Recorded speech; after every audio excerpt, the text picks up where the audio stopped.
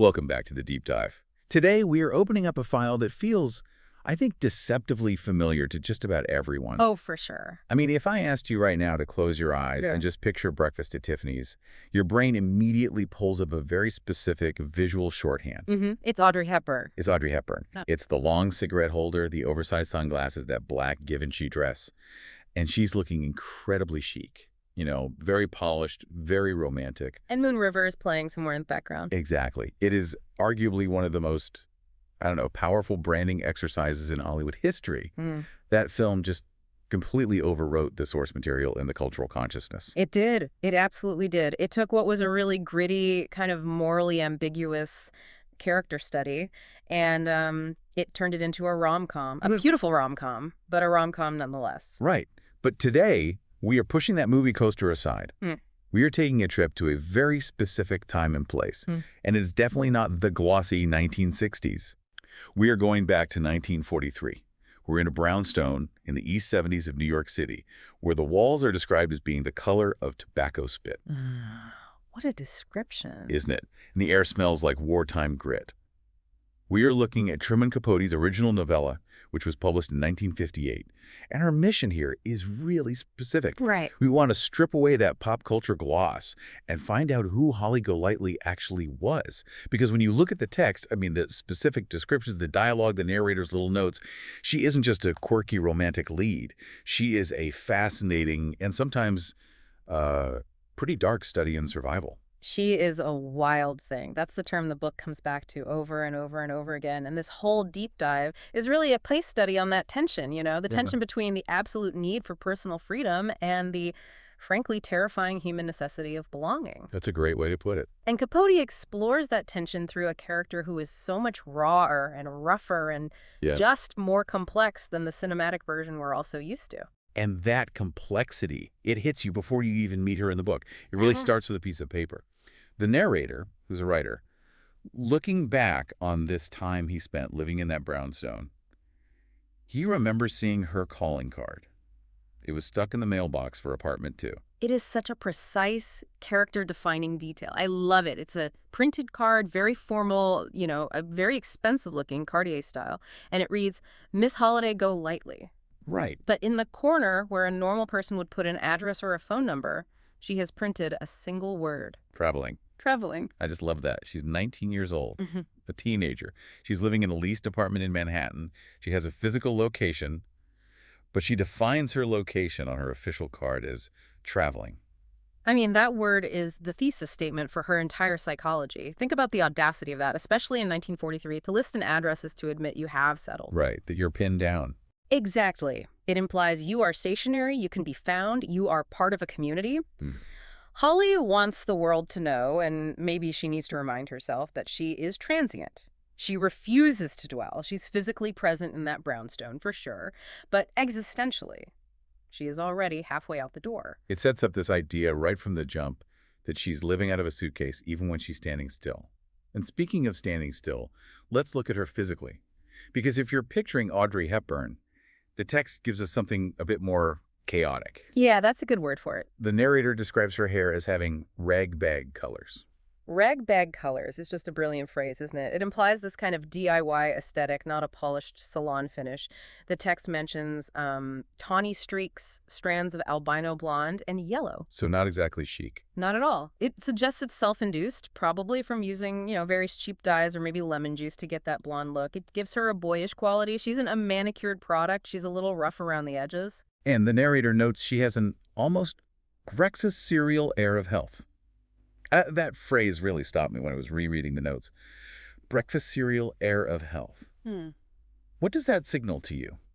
It signals robustness, I think. She isn't a fragile wayfish victim. She's described as being soap and lemon clean. It implies a sort of, you know, wholesome American durability. It's a mask, of course, but it tells us she has energy. She's vibrant. And she is shockingly young. So young. The narrator initially guesses she's somewhere between 16 and 30, which is a massive range. Right. That tells you a lot about her right there. It really does. But it turns out she's just shy of 19. She's a teenager. A kid. She's a kid trying on the costume of a sophisticated woman, and you see that everywhere in all her little habits. She sits on the fire escape playing a guitar, and not like a cool jazz instrument, but a real guitar. And what's she playing? She's singing songs from Oklahoma, or these harsh, tender, wandering tunes from the prairie. Which is such a tell. It's a huge tell. She washes her hair in the sun. She eats cottage cheese and Melba toast while she's reading tabloids and travel folders. These are the habits of someone who is completely making it up as she goes along, combining these high society aspirations with a very rural, almost childish reality. Yeah, playing folk songs on a fire escape in Manhattan really grounds her as this sort of urban folk figure rather than just a socialite. Yeah. It's a detail that hints at her backstory before we even get there. Now, okay, let's unpack one of the most famous concepts from this book. The mean reds. The mean reds. Everyone talks about having the blues, but Holly Golightly doesn't get the blues. She gets the mean reds. And this is such a critical distinction she makes, and honestly, it's one of the best descriptions of anxiety in all of literature. She's acting as an amateur psychologist here. She tells the narrator, the blues are because you're getting fat, or maybe it's been raining too long. So the blues are circumstantial. They have a cause. Exactly. You can point to the blues and say, I am sad because X happened. Right, the blues are sadness. But the mean reds, that's something else entirely, isn't it? It's something else entirely. The mean reds are existential.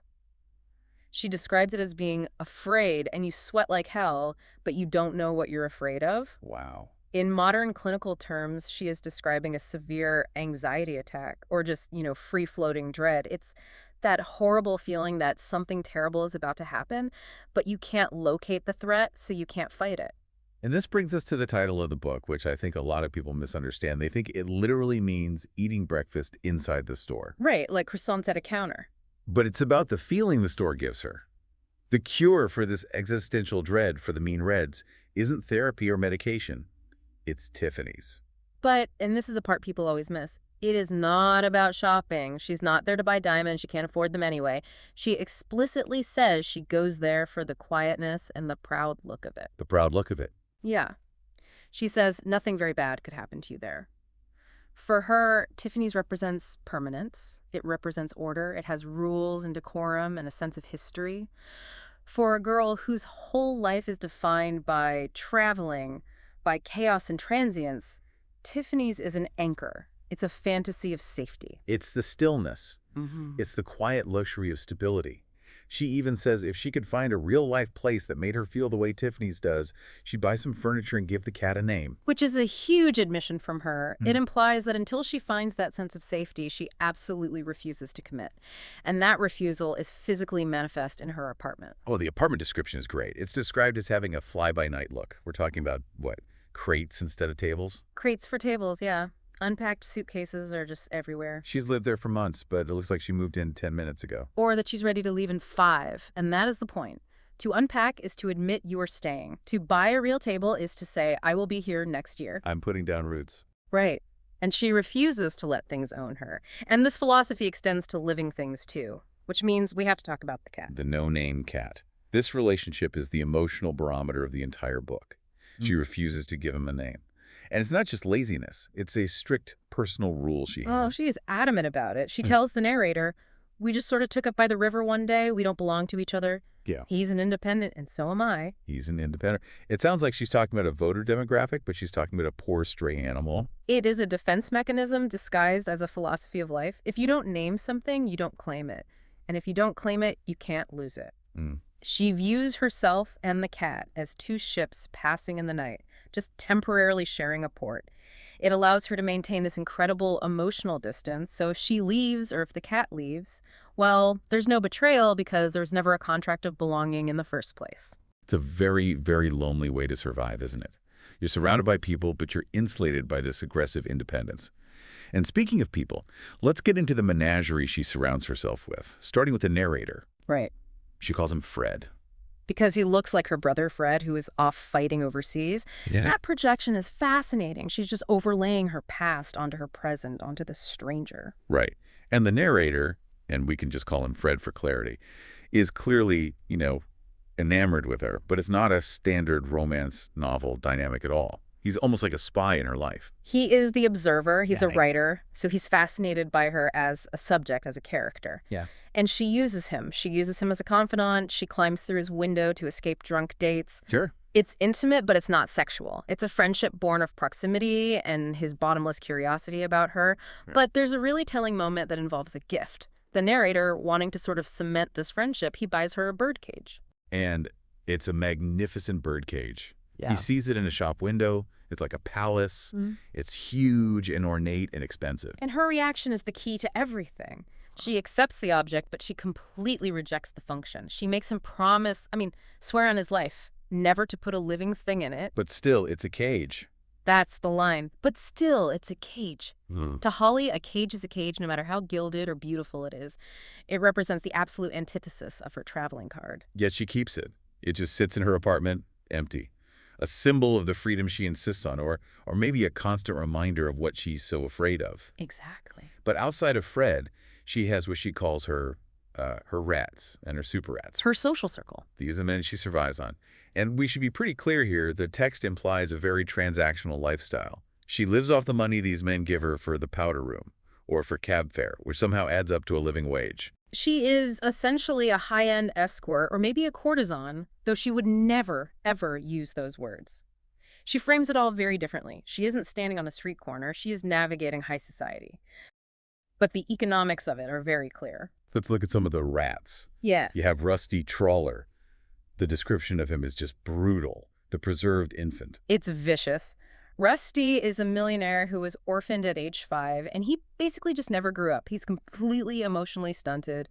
Capote writes that he looks like a baby that's been preserved in alcohol. It's so specific and so cruel. And he represents the absurdity of the social scene she's navigating. I mean, he doesn't need a girlfriend. He needs a governess. And that's the role Holly plays. She manages him, she tolerates him, but she absolutely does not respect him. Then there's O.J. Berman, the Hollywood agent. He's the one who discovered her. O.J. is the reality check in the story. He sees right through her act. He tells the narrator this whole backstory about how he tried to make her a star. He got her French lessons to fix her accent, everything. She was on the verge of a big break, right? A huge break. She was up for a screen test for a big Cecil B. DeMille movie, The Story of Dr. Wassel. And she just walked out. She bailed. Why? Because she didn't want it enough. She couldn't commit to the work, to being owned by a studio. And that leads to O.J.'s famous assessment of her. He calls her a real phony. Which is one of the most insightful lines in the entire book.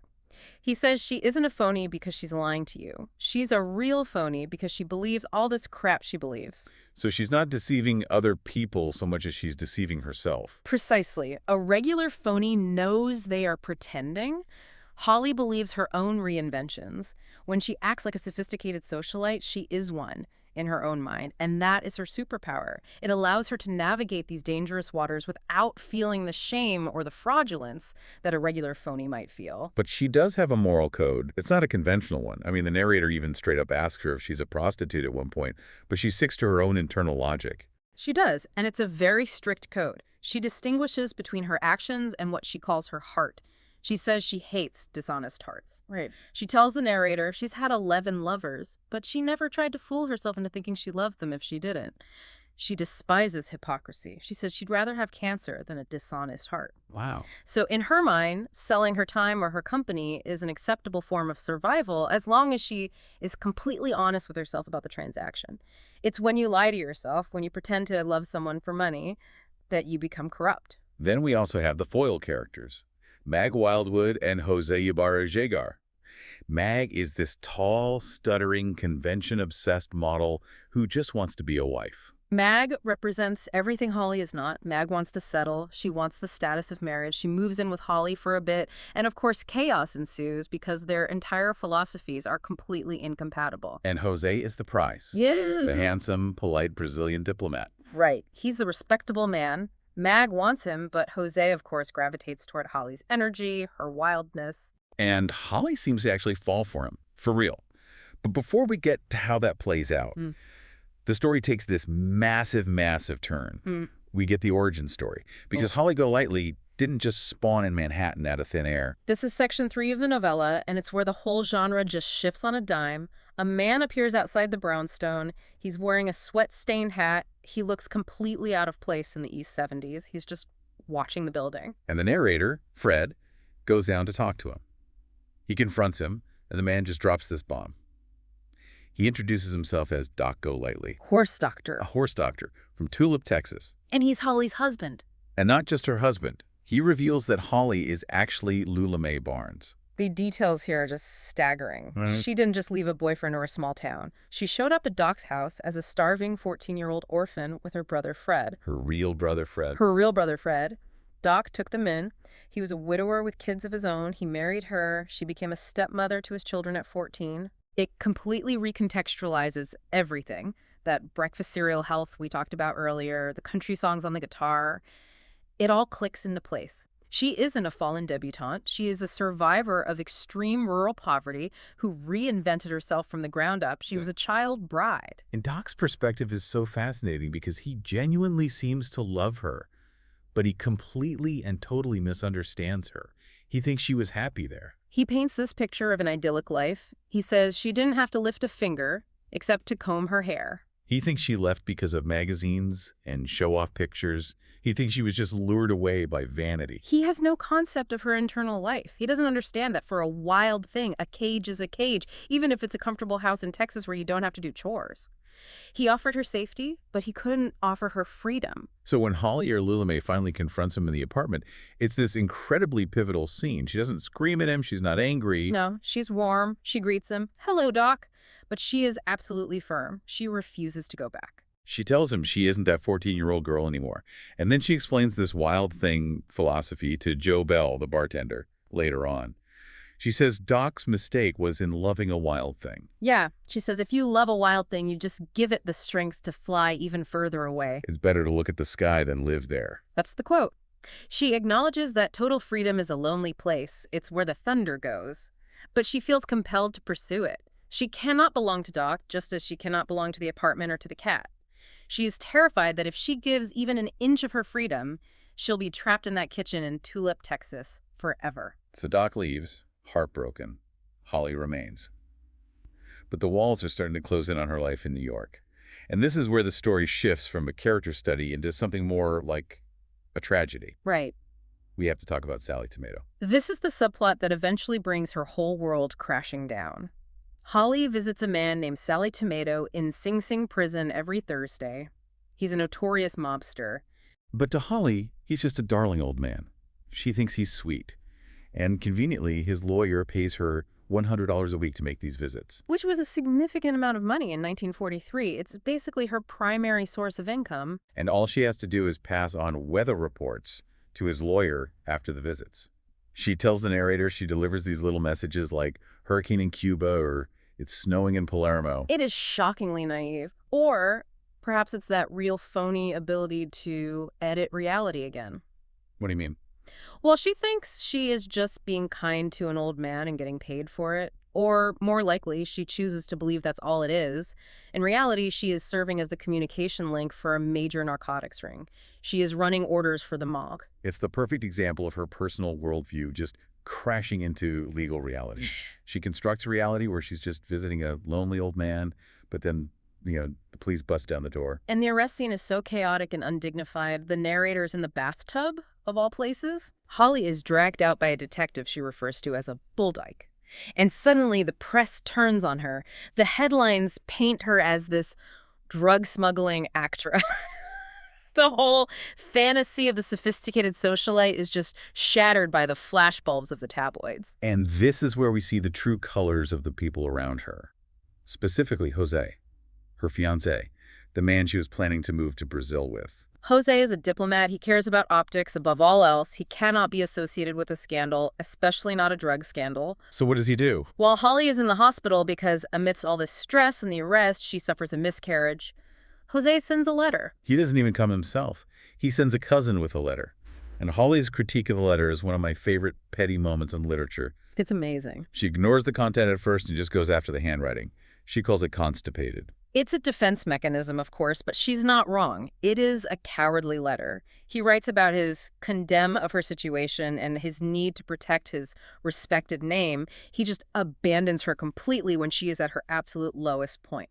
But Holly's reaction to this, it's so resilient it's almost scary. She reads the letter, she puts on her makeup, her war paint. She admits she loved him, she admits he's a rat, and then she immediately starts to prepare her escape. But not before she tells the narrator about the fat woman.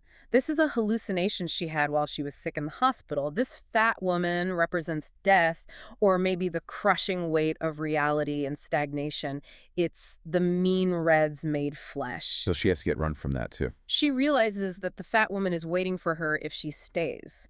So she decides to run. She decides to jump bail. She decides to use the plane ticket to Rio that Jose bought for their trip, even though he's not going with her anymore. And this leads us to what is, for me, the most heartbreaking scene in the entire book. Yeah. The departure. Section 5, the escape. This is the moment where the entire theme of the book just crashes down on the plot. She asks the narrator to help her pack. Her room is a complete disaster. Zone clothes, brandy bottles. The cat is just wandering around totally confused. She gets in a limo to head to the airport. And as they're driving, they pass through Spanish Harlem. It's raining, it's miserable, and she makes a decision that changes everything. She looks at the cat she refused to name, the cat she claimed was an independent, just like her. And she decides that she can't take him with her into this uncertain future, so she stops the car. I hate this part. It's physically painful to read. She opens the door and tells the cat to beat it. She literally throws him out of the car into a strange neighborhood in the pouring rain. And she says the line one last time. We don't belong to each other. It is the ultimate act of cutting ties. She is purging herself of any attachment that might slow her down or cause her pain in the future. She's trying to prove her own philosophy right, that she is an independent, that she travels light. But the moment the car starts moving again, the regret just hits her like a physical blow. It destroys her. She breaks down completely. She starts screaming at the driver to stop, but it's too late. The traffic is moving, the cat is gone. She realizes, in that horrible moment, that she was wrong. We did belong to each other, she says. He was mine. This is the epiphany she has been running from for the entire book. She spent 90 pages avoiding possession to maintain her freedom. She thought belonging was a trap. But in throwing the cat away, she realizes that belonging is actually a necessity. As she puts it, it's about not knowing what's yours until you've thrown it away. And she's just panic-stricken. She makes the narrator promise on his life to find the cat and take care of him. It's a desperate attempt to fix the mistake, but she still continues to the airport. She flies to South America. She leaves the narrator, the apartment, and the wreckage of her life behind. She chooses the flight over the search. And that brings us to the aftermath, the outro. Because life goes on. The narrator receives a postcard from Buenos Aires months later. It's signed with a lipstick kiss. She writes that she is joins at the hip with some senor who has a wife and 7 brats. She is still traveling. Still travel. She hasn't found a place to live yet. She's still looking for a place where she and things belong together. But the narrator kept his promise about the cat. He went back. He searched Spanish Harlem for weeks. And this is the one glimmer of hope, or maybe just closure in the whole story. He finds the cat. He sees him in a window. The cat is sitting there, surrounded by potted plants and clean lace curtains. He looks fed. He looks content. The cat found a home. The cat accepted that it's okay to belong to someone, to be inside, to be caged in a domestic sense. The cat found his Tiffany's. But Holly is still out there. The narrator says he hopes she found her place too. But the ending is completely ambiguous. He's left with that empty birdcage she gave him, the symbol of the freedom she preached but perhaps really suffered from. And that connects us right back to the bigger picture, doesn't it? The story asks a fundamental question. Is absolute freedom worth the price of never landing? Holly Golightly fought so hard to avoid being caged, to avoid being Lulamae Barnes from Tulip, Texas, trapped in a kitchen. But in doing so, she condemned herself to perpetual motion. She became a wild thing so that no one could hurt her, but it meant she couldn't really be held by anyone either. Exactly. And I think that is why this novella sticks with people so much more than the film. It's not a romance. It's a tragedy about the fear of vulnerability. We all want to be free, but we all want to be known. And Holly just couldn't figure out how to be both at the same time. So what does this all mean for us? I think it challenges us to look at our own traveler cards. You know, where are we refusing to unpack? Where are we refusing to name the cat because we're so afraid of losing it? And it reminds us that Tiffany's, that sense of peace and permanence, it isn't a place you go to visit. It's something you have to build, usually by letting yourself belong to something or to someone. That is a heavy thought to leave on. Holly thought breakfast at Tiffany's, a place where nothing bad could happen. Yeah. but her very nature forced her to keep running. Indeed, and the question remains unanswered. Did she ever stop running? Or is she still out there, somewhere, just looking at the sky? A fascinating character study that is so much more than the little black dress. Thank you for diving deep with us today. Thank you. We'll catch you on the next deep dive. Keep reading.